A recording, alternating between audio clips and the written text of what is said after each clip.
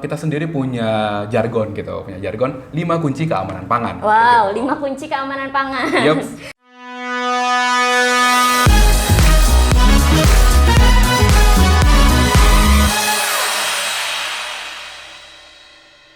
Assalamualaikum warahmatullahi wabarakatuh. Kembali lagi bersama kami di podcast Gurindam, gudang informasi tentang obat dan makanan episode ke-6.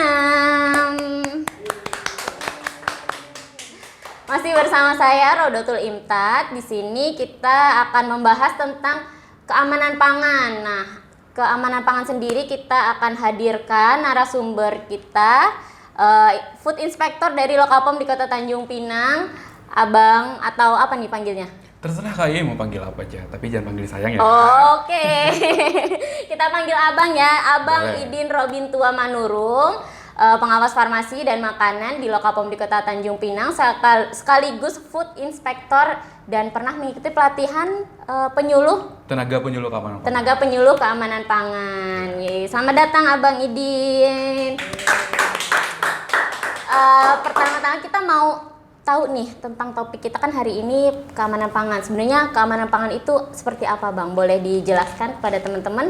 Oke Kak Im. Nah, keamanan pangan untuk topik kali ini, nah kita harus berdasarkan dasarnya dulu. Iya. Itu dari Undang-Undang Nomor 18 Tahun 2012 dan dituangkan kembali lebih detail lagi di Peraturan Pemerintah Nomor 86 Tahun 2019 tentang keamanan pangan. Jadi definisinya adalah suatu kondisi dan upaya yang diperlukan untuk mencegah kemungkinan cemaran biologis, kemudian kimia, dan benda lain yang dapat merugikan, membahayakan kesehatan, dan juga tidak bertentangan dengan agama, keyakinan, dan budaya masyarakat sehingga aman untuk dikonsumsi nih Kak Im. Kalau dari definisinya tersebut, seberapa pentingkah keamanan pangan ini, Bang? Nah, dari definisi tadi, tentu saja keamanan pangan ini sangat penting ya Kak Im ya. Karena kan keamanan pangan diselenggarakan untuk pangan tetap aman, higienis, kemudian bermutu, dan tadi tidak bertentangan dengan agama, keyakinan, dan budaya dari masyarakat. Nah, keamanan pangan ini juga kan mencegah dari kemungkinan bahaya-bahaya ya Kak Im ya. Nah, kalau saya kasih nih skala 1 sampai 10, keamanan pangan itu berada di skala 10/10. Jadi Wow, sangat penting sangat Kak Im. penting ya. Iya, sangat penting. Kalau misalkan kita lihat sendiri kan, keamanan pangan itu sangat penting. Terus siapa aja nih yang harus menerapkan keamanan pangan ini dalam kehidupan sehari-hari gitu, Bang? Ya, ini pertanyaannya sangat menarik ya, dan ini masih banyak salah persepsi di kita sendiri, di masyarakat sendiri. Sebenarnya siapa saja sih yang memiliki peranan dalam keamanan pangan ini sendiri? Nah, kalau setiap orang ataupun setiap yang berperan dalam rantai pangan itu memiliki kewajiban dalam penerapan keamanan pangan. Nah, saya kasih contoh aja nih Kak Im ya. Nah, rantai pangan itu sendiri terdiri dari produsen, itu ya, distributor, dan konsumen. Oh. Nah, dalam setiap rantai pangan ini, semuanya harus memiliki tanggung jawab dalam penerapan keamanan pangan nih Kak Im. Produsennya, distributornya, konsumennya, tidak hanya salah satu pihak saja. Dan ini sering kita temui nih, kayak misalnya UMKM ataupun yang PIRT, sarana PIRT yang mengatakan bahwa pas saya turun pemeriksaan kayak gitu, Mas saya perlu nggak sih menerapkan keamanan pangan gitu kan? Terus saya ya, setiap orang itu memiliki kewajiban dalam penerapan keamanan pangan, tidak memandang besar atau kecilnya skala usaha itu kayak seperti itu. Terus kalau untuk Badan POM sendiri nih, apakah peranan BPOM untuk keamanan pangan itu, Bang? Bisa dijelaskan, Bang? Oke Kak Im, jadi apa peranan Badan POM terkait dengan keamanan pangan ya Kak Im ya? Nah, berdasarkan pasal 3 pada Peraturan Presiden Nomor 80 tahun 2017 tentang Badan Pengawas Obat Makanan yang memiliki tugas dalam pengawasan obat dan makanan memiliki fungsi. Salah satu fungsinya adalah melakukan bimbingan teknis dan supervisi di bidang pengawasan obat dan makanan nih Kak Im. Nah, jadi dengan adanya fungsi tersebut dibentuklah Food Inspector ataupun pengawas pangan nasional, kemudian ada pengawas pangan di kabupaten ataupun kota, itu disebut sebagai District Food Inspector, dan adanya tenaga penyuluh keamanan nih Kak Im. Selain itu, ada juga beberapa pedoman yang diterbitkan oleh Badan POM terkait dengan cara produksi pangan olahan untuk industri rumah tangga, kemudian ada cara peredaran pangan olahan nih Kak Im, yang pada akhirnya terbitlah sistem manajemen yang disebut sebagai SMKPO nih Kak Im. Wow, baru dengar nih kayaknya SMKPO itu Iya. atau program baru atau gimana, Bang? Baik Kak Im, untuk SMKPU ini sendiri baru diluncurkan di tahun 2022 nih Kak Im nih. Oh, masih baru banget ya Masih berarti. baru banget, masih fresh from the oven gitu. Oke, SMKPU itu apa sih gitu kan Iya. ya? Pasti akan bertanya-tanya. SMKPU itu adalah Sistem Manajemen Keamanan Pangan Olahan di Sarana Peredaran. Kayak gitu Kak Im. Jadi SMKPU ini merupakan suatu sistem yang dikembangkan untuk menjaga keamanan mutu pangan itu sendiri KM di sarana peredaran pangan olahan. Nah, untuk pengawasan kita sendiri di Badan POM ini kan berdasarkan dari risk base ya KM atau Iya. pengawasan berbasis resiko. Nah, jadi dengan adanya SMKPO ini diterapkan untuk sarana peredaran pangan olahan KM. Seperti itu. Oh, seperti itu.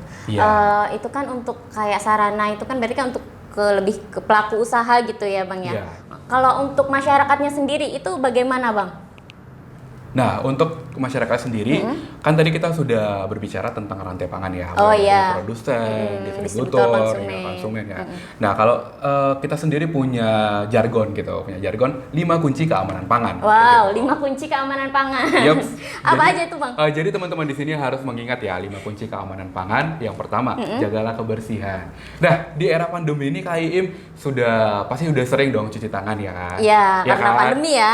Padahal dari dulu itu udah ada 5 kunci keamanan pangan. Salah satunya adalah jaga kebersihan. Jadi emang kita harus melakukan pencucian tangan, cuci tangan dulu sebelum melakukan pengolahan ataupun memproduksi pangan olahan nih Kak Iim. Yang kedua itu adalah pisahkan pangan mentah dengan pangan matang. Kenapa? Karena untuk mencegah terjadinya kontaminasi silang nih Kak Iim. Kemudian ketiga, masaklah dengan benar ya. Artinya Kak Iim, ketika dalam mengolah pangan itu kita harus memasak dengan benar. Misalnya Kak Iim nih mengolah daging, ya masak sesuai dengan ketentuan sampai dia matang, kemudian suhu yang sesuai. Yang keempat, jagalah pangan pada suhu aman nih Kak Iim. Wah, suhu aman itu gimana? Suhu aman, Bang? Bisa dijelaskan mungkin, Bang? Oh bisa dong, jadi suhu aman itu adalah suhu di mana sesuai dengan ketentuan dari produk. Nih misalnya Kak Iim nih, Kak Iim suka yogurt nggak? Suka lumayan. Suka ya? Nah, jadi ketika Kak Iim nih beli di supermarket ataupun di swalayan, beli yogurt, nah di situ kan ada petunjuk penyimpanannya Kak Iim ya. Nah di situ biasanya ada merek X atau merek tertentu harus disimpan pada suhu 4 derajat Celcius. Nah jadi untuk penyimpanannya harus sesuai dengan ketentuan itu Kak Iim. Jangan sampai nih Kak Iim beli yogurt yang harus disimpan pada suhu 4 derajat Celcius, Kak Iim simpan pada suhu ruang. Atau kepanasan gitu ya. Iya, itu dapat membahayakan kesehatan juga kayak gitu karena keamanan pangannya tidak diterapkan dengan baik. Seperti itu Kak Im. oke, Baru siap. yang kelima, gunakanlah air dan bahan baku yang aman. Maksudnya seperti apa? Jadi untuk airnya itu jangan yang tercemar Kak Im, dan bahan baku juga yang sesuai dengan ketentuannya kayak gitu. Jadi jangan tercemar juga. Karena ketika air dan bahan baku yang tercemar tentu saja akan menghasilkan produk pangan yang tercemar juga kayak gitu. Seperti itu. seperti Jadi saling itu. berkesinambungan nih Kak Iim. Bang, maaf nih, tadi ada yang kelewat nih satu pertanyaannya nih. Sarana peredaran apa aja nih yang harus menerapkan yang tadi itu SMKPO? Ya. Apa aja itu? Baik, jadi SMKPU ini diterapkan pada sarana peredaran pangan olahan nih teman-teman. Nah, jadi dimulai dari aktivitas penyimpanan, kemudian pemajangan, kemudian distribusi hingga pada dan atau penyaluran pangan di sarana peredaran pangan olahan. Contohnya itu pada sarana retail, itu ada retail modern ataupun retail tradisional. Itu yang modern ada supermarket, hypermarket, baru ada swalayan juga, minimarket juga. Nah, untuk tradisional ada kios, warung, seperti itu Kak Im. Nah, selain itu juga ada sarana distributor pangan, kemudian importir pangan nih Kak Im. Jadi berkewajiban untuk menerapkan dari SMKPU itu sendiri. Oh, biar Kak Im. aman gitu ya. Iya. Mungkin ada yang mau disampaikan dulu kepada teman-teman nih tentang keamanan pangan nih dari informasi yang disampaikan Abang tadi kan kayak penting banget nih. Apa ada yang harus ditekankan nih untuk supaya teman-teman ingat gimana keamanan pangan itu? Ya, nah jadi karena sekarang ini masih di bulan Juni nih Kak Im ya, kan kita peringatin sebagai hari keamanan pangan sedunia nih, tiap tanggal 7 Juni kan. Nah, jadi sedunia ya? Iya, sedunia atau World Food Safety Day gitu ya. Oh, iya. Jadi memang diperingati secara internasional kayak gitu. Jadi untuk tiap tahun ini ada tema-temanya kayak Untuk tahun ini apa nih temanya? Untuk tahun nih? ini ada temanya itu adalah Safer Food, Better Health. Jadi yang artinya pangan yang lebih aman, kesehatan yang lebih baik kayak gitu. Wow, menarik sekali. Mungkin itu yang sudah disampaikan Abang Idin, sekaligus menutup podcast kita hari ini ya teman-teman. Dari yang udah disampaikan oleh Abang Idin nih, kita boleh tarik kesimpulan ya. Nanti kalau ada yang salah mungkin bisa dikoreksi ya Bang ya. Jadi untuk keamanan pangan ini sendiri adalah tanggung jawab kita bersama ya teman-teman.